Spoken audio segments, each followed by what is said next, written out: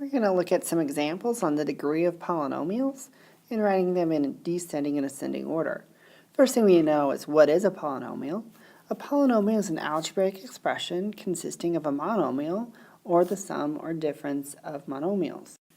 So monomials just have one term, such as 3xy, negative 2y, and 6 is a constant.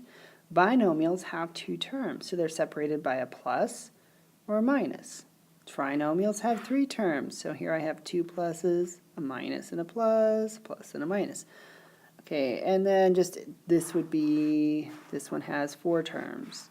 This one has 1, 2, 3, 4, 5 terms.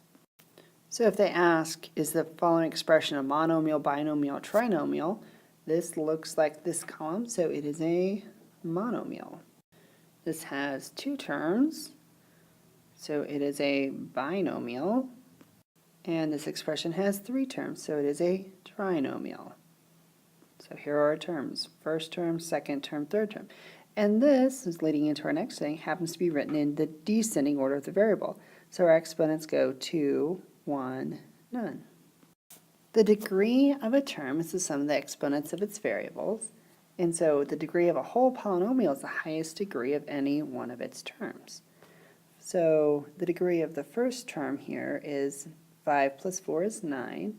The second term, 10 plus 8 is 18. The third term, 9 plus 7 is 16. And 5 plus 2 is 7. So the degree of the whole polynomial, the highest degree of any one term, is going to look at that guy. So the degree of the whole business is 18.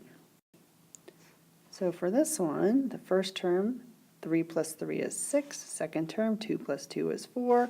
Third term, 1 plus 1, because there's not a variable, so I have one factor of x, one factor of y, is 2.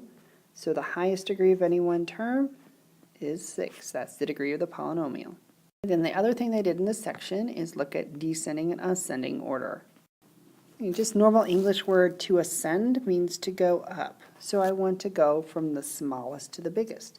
And it said to arrange the following polynomial in ascending order with respect to x.